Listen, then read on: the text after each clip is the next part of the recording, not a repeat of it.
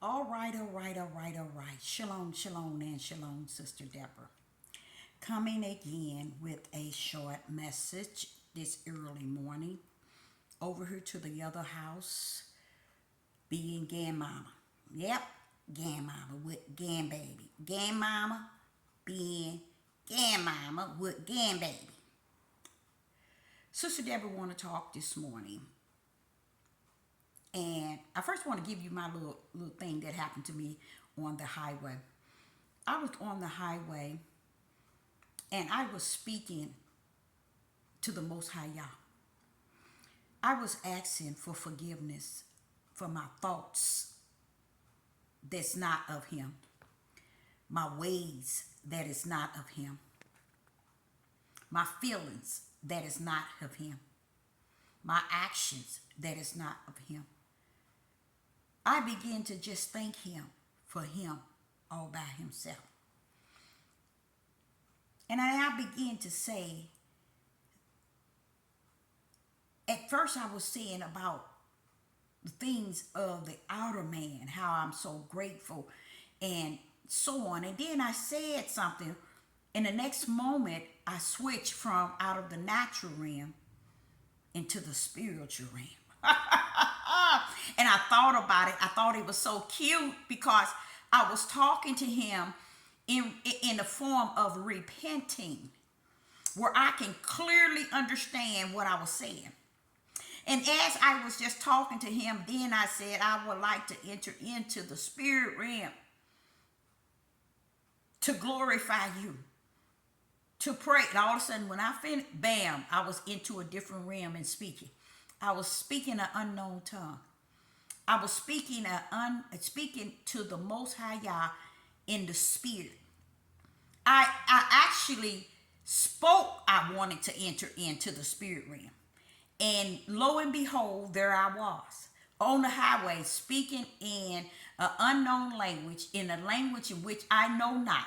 Now, I have the gift of tongues, meaning I can understand the spiritual tongue as to what was given as a gift in the church. But the Ruach, we ain't gonna know what the Ruach saying to our spirit. We ain't gonna know that. When it's spoken in tongue. And that's what I was doing on the highway. And even my flesh thought it was funny. Because as I'm speaking in tongue, yet my flesh was like laughing at the fact, not laughing like, but just I was feeling the smile of, but yet still speaking in an unknown tongue. Because I said something in instant. When I said I'm coming into the spirit realm, bam, I was there in tongues, just that quick. And I just want to say that it is so important that people understand today, and that today is like no other day prior.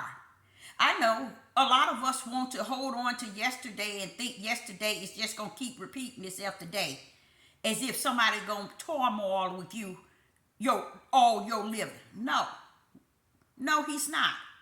Okay, so we as the light, we as the ones of spirit and truth must be able to salute and bow, and not bow, but salute and accept when we are tried by the fire, because it comes to refine us. I think I'm using the right word, to make us pure. You see, in Yah. Okay? Because what I'm learning as I go on, I'm sitting here knowing that the power of the message that I am speaking in this day is so powerful, but yet you're getting less and less. That's a good thing. That's a good thing. Because people don't believe that Yah is behind the scene of it all. And a lot of people won't take to the fact that when he said that narrow gate, is the way, oh no, they don't believe that. They still believe, and it's okay for them to believe, because they will believe the lie before they believe the truth. So they are the father of who? The liar, Satan. So let them rest in where they desire. But what I'm going to do outside of the few faithful ones, I'm going to freeze all of my videos and let people draw elsewhere. Okay? People are not really into really hearing the spirit and truth of the matter of this day. What actually is taking place. They would believe everything Donald Trump, everything CNN, NBC, Fox, and everything else in the Facebook, YouTube, they would believe everything else. Then hear spirit and truth with the light so that they may be able to walk in this midnight hour. They don't think they're in the midnight hour. They believe that they have the keys to the kingdom already. They think they have the one-way ticket already. They already feel that they got the keys to go into the kingdom. And y'all ain't coming to change them feeling this way. You're going to let them go on and feel the way that they want to feel. But they're going to come to reality before they leave off this earth. They're going to come to reality before they leave out of this land of their captivity. Because I'm realizing why I'm seeing all these things. Why are all these things so clear to me? Because you're coming out of them. Because you're long suffering them. You're enduring what is before them. What is before you. What Yah's will is doing. You're seeing it. So you'll see it and be getting out. They'll see it and remain. Because a lot of people think when he comes to the four corners to collect, they are going to be the ones to be collected or to be guided. And then they thinking, okay, we all going to the wilderness. No, baby, it's a lot of people going to die. Before that four corner pickup to take to the wilderness, many, many millions and millions going to lose their life right in the land of their captives. Look at how they falling. No one ever realized in the brown skin culture, they have no idea that you were 13% of the population. I mean, you were 16, now you're down to 13. They so busy talking about how the European is decreasing. They so ignorant. They are so ignorant. The Europeans cannot decrease. They are the world. But see how ignorant they are? What I said back and I behold, which 99.15 billion haven't gave it a thought or have even behold it. But I did because the spirit that's greater in me suffered me to get the fullness of it. I was going and I was ordering steamed and chicken rice. And I've been to three different locations in the last 2 months. And I'm like saying, wait a minute, what happened to the Oriental people that normally works in these places? Guess what? India has taken over. I would have never known that one of the power punches would be India. But I should have known that because they are the largest population on the face of the earth. Oh yeah. So they had to have some poor. So I'm like looking, I'm like saying, well, why are these dark-skinned India people running these Oriental chop suey places here in this state? Why is that? And it don't taste nothing like the original.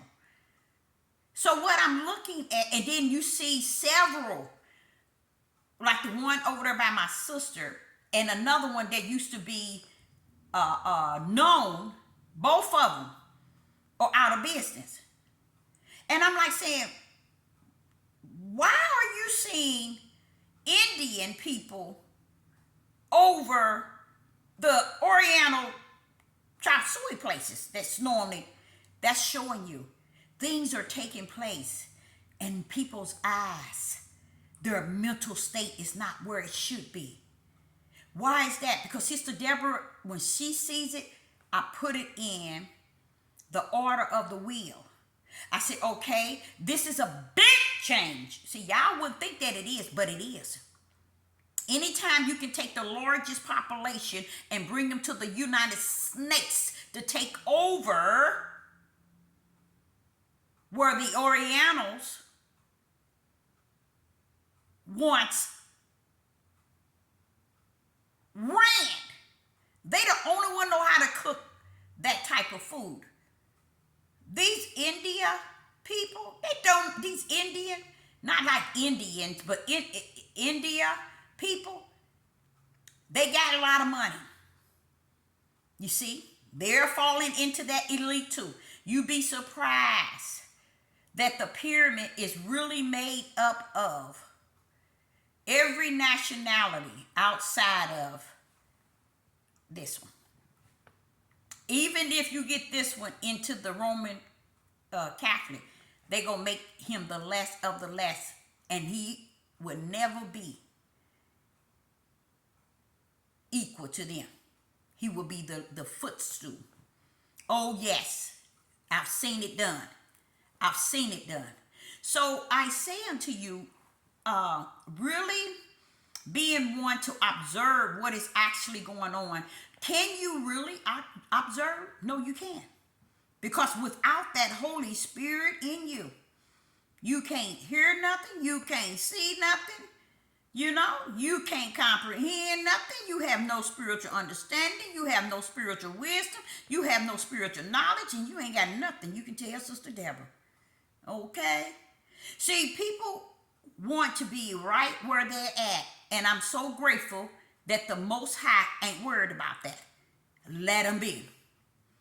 But don't let them come behind you or on the side of you as if they are a part of the ministry and they are distant.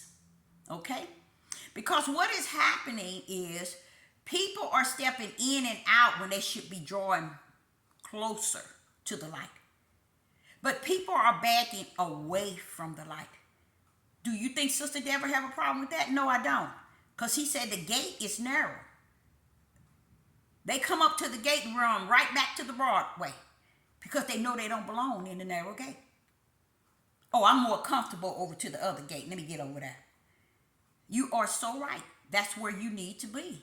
That's where you need to remain the rest of your life, your living. So I say unto you all that many of people are being tried by the fire and they're not standing. They can't stand. So I do know many have dashed back over to the broad gate because that's truly the way. An individual spoke to me in a comment about what took place with the flood.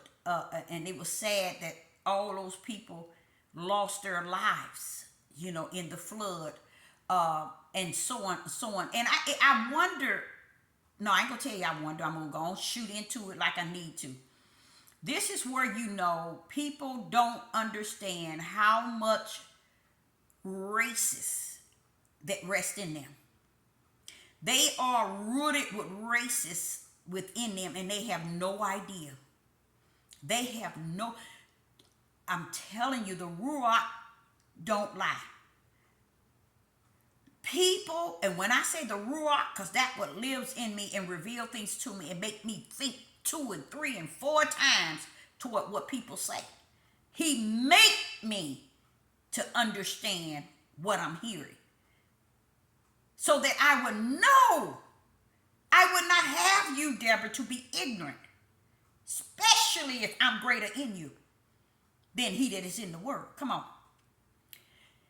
And individuals, if they had that same feeling and that same remorse about how brown-skinned people are treated and dying, then I can agree with them. But only when it affects their people do they feel stuff. I have an issue with that. What's the issue? There is a heavy layer of racists that people cannot shower off. They can't wash it off. They can't remove it. They can't do anything. It It's there in them. And they show it. When you see, like, say for instance, Sister Deborah,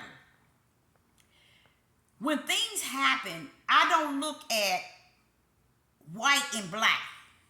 All my life, that's how I've been.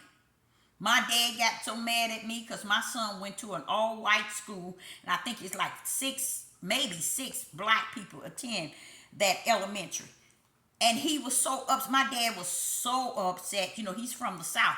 He was so upset. And I told him, Daddy, what do you want me to do? He said, you shouldn't be sending him there among them prejudiced people. And you should teach him how they are. And I said, Father, I said, Dad, I was telling my father, I said, how must I teach him? I don't know. I haven't been treated a way that I could actually teach him. Honestly, you guys, my dad did not like the idea that I had his first grandson. Ooh, my dad was upset with me doing that. But I don't pay any attention to that. When I make a move, I make a move, and I know that was his first grandbaby, and it's just not what he wanted for him. But so I don't really fall under that category, because when one hurt, I look at it as all hurt.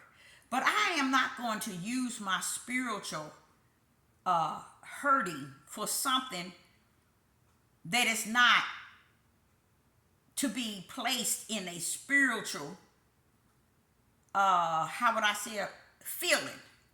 You see?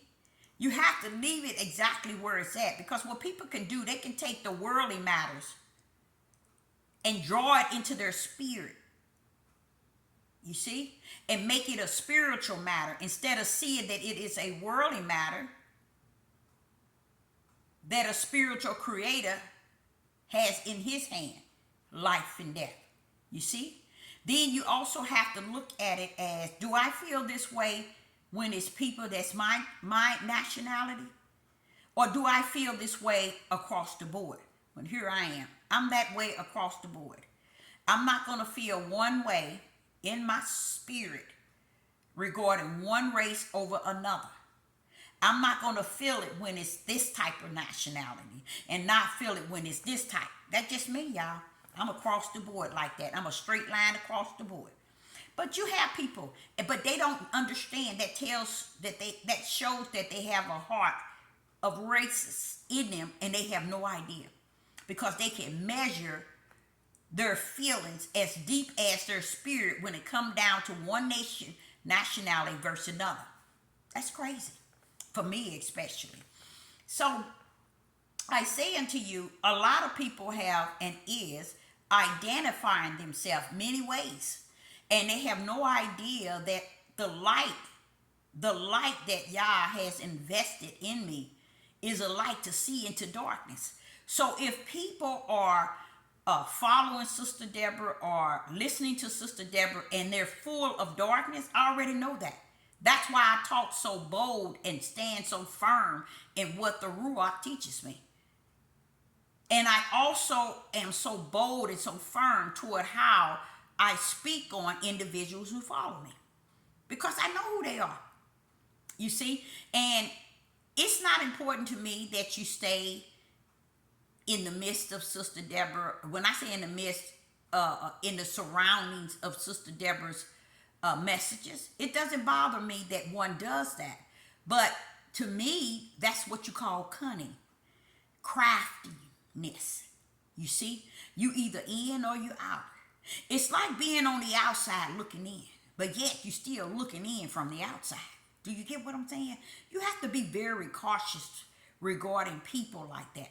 And they themselves don't know that themselves need to look within themselves and see that they ain't who they think they are. Because if you in, you in. If you out, you out. Okay? And that's even when I talk about supporting. Either you in or you in, or you out or you out. Whether you in or you out and you out.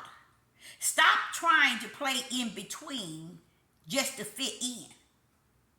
This is why he said, many gonna say, I did this in your name. I did this in your name. I did this in your name. 99.9 have no idea what is actually taking place during this.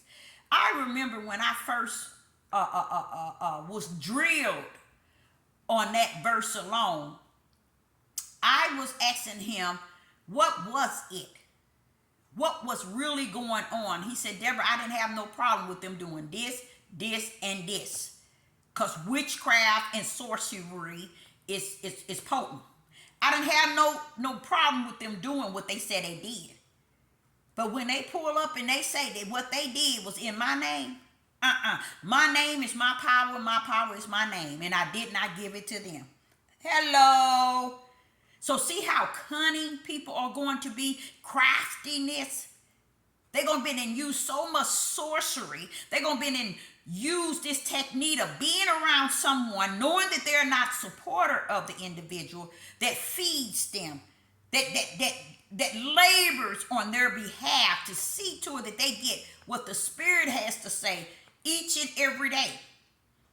People that are like that are cunning. They're crafty. And they're so set, so hardcore set in who they are, that they think that they can still yet be in the midst and play the role. They don't understand you're really not in the midst.